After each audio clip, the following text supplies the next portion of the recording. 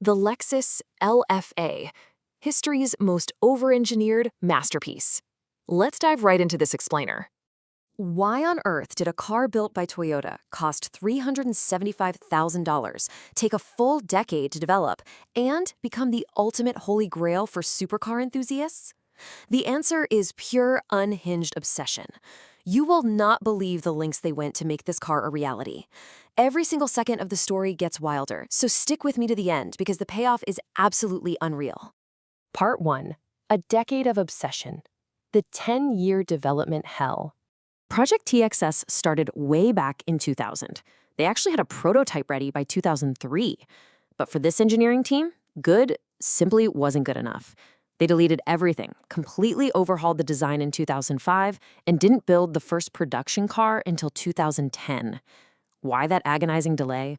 Because of one mid-project decision that literally changed automotive history. Right in the middle of development, they threw years of work into the trash just to switch the chassis from aluminum to aerospace-grade carbon fiber. 65% of the car's body mass became carbon fiber reinforced polymer. And they didn't just buy it, they wove it themselves, using a laser-monitored circular loom, which was one of only 2 in the entire world. This insanely expensive pivot saved them 100 kilograms. But just wait until you see what they put inside it. Part 2. The heart of a beast, a V10 like no other. They completely defied normal engineering here. They chose a 4.8-liter V10 over a traditional V8 or V12 just to unlock a massively higher rev limit, pushing out 560 horsepower.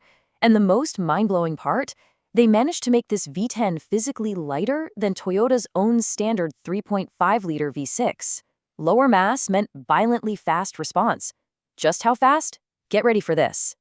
0.6 seconds. This custom Yamaha-developed engine revs from a dead idle to its blistering 9,000 RPM redline in exactly 0.6 seconds. That is so violently fast, it actually created a massive, unexpected problem for the engineers.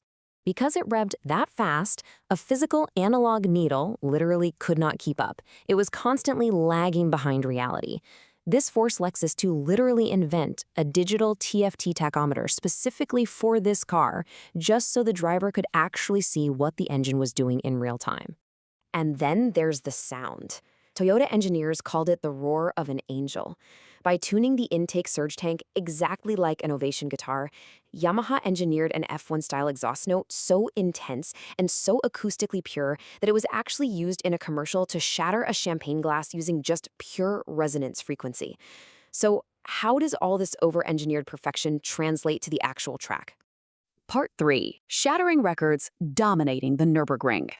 The LFA absolutely decimated the global track scene. It clocked the quickest wet lap ever recorded on Top Gear and the fastest recorded lap at Monte Coors. But the absolute crown jewel? A blistering 7-minute and 14.64-second lap at the notoriously unforgiving Nürburgring Nordschleife. It hit 185 miles per hour on the final climb. But to achieve that time, Lexus deployed a secret weapon. That record was achieved using the ultra-exclusive Nürburgring package. This competition-focused setup added an extra 10 horsepower, made gear shifts 0.05 seconds faster, slapped on magnesium BBS wheels, and utilized a fixed rear wing for 33% more downforce. They took a flawless car and turned it into an absolute track monster. So what was the business result of this triumph? This is where the story gets really wild. Part 4. The unmatched legacy, exclusivity, and perfection. So what was the final result of this multi-billion-dollar obsession? Well, Lexus actually lost money on every single sale. Yes, you heard that right. Despite offering a staggering 30 billion possible customization combinations through their configurator, literally letting buyers customize everything from the exact leather color to the brake calipers, they strictly limited production to preserve its mythic status.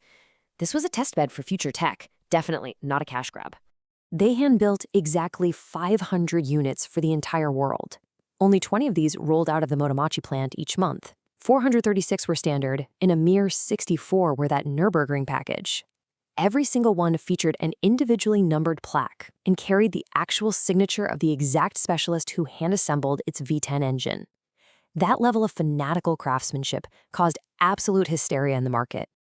In fact, the demand and prestige were so overwhelmingly high that Lexus initially forced American buyers into a mandatory 2-year lease program. They did this purely to stop people from taking delivery and immediately flipping the car for an instant massive profit on the secondary market. They wanted true drivers behind the wheel, not just speculators trying to make a quick buck. This total obsession earned the ultimate praise from notoriously cynical critics, cementing its status as an untouchable masterpiece. Jeremy Clarkson outright said that if he could have any car ever made, he'd pick the LFA. He concluded it was likely so perfect, not even Lexus themselves would know how to remake it. Which brings us to the end of our explainer. I want to leave you with this final thought. In our modern era of relentless cost-cutting, automated assembly lines, and mass production, will we ever witness a manufacturer pour a full decade of unprofitable, pure passion into a single legend ever again? The LFA might just be a true one-of-one in human history. Thanks for joining me for this explainer. Stay curious, and I'll catch you in the next one.